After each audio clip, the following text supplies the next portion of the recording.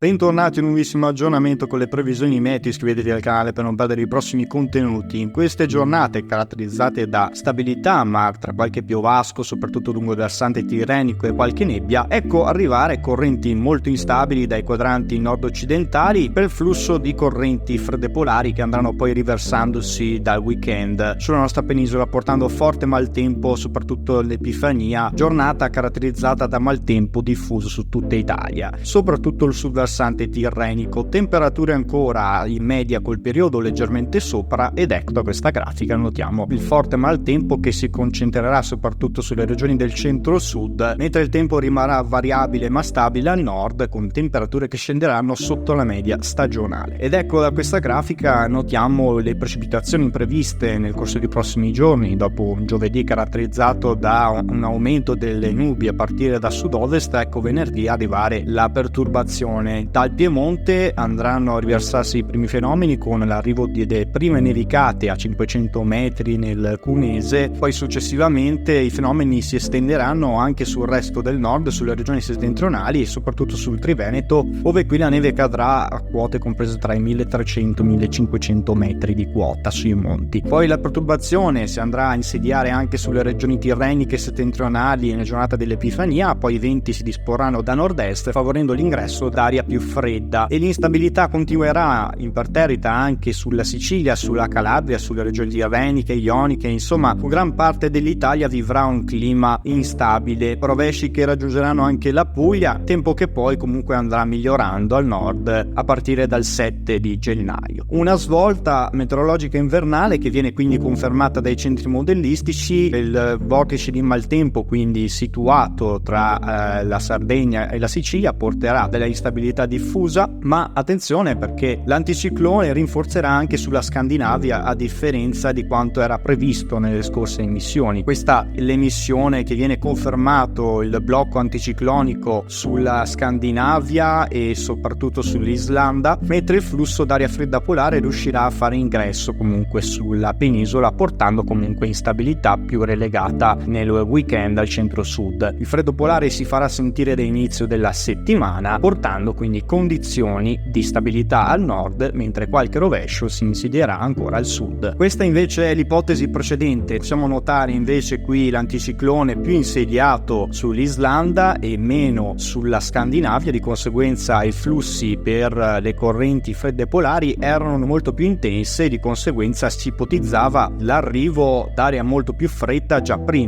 dalla giornata di domenica. Invece ciò non avverrà e non consentirà alla neve di apparire fino a quote molto basse, di conseguenza la quota neve rimarrà attorno ai 1000-1200 metri sulle Alpi, scenderà molto di più in Appennino, addirittura sotto i 800 metri. Il freddo polare comunque rimarrà a partire dall'8 di gennaio. Infatti questa è la grafica che conferma la configurazione dell'arrivo della irruzione di correnti fredde artiche, con ulteriori condizioni di instabilità al centro-sud nella giornata di domenica, nevicate in abbassamento di quota sull'Appennino. La stabilità, seppur tra qualche nube, invece regnerà sulle regioni settentrionali. Comunque consultate i prossimi aggiornamenti per non perdere i prossimi contenuti.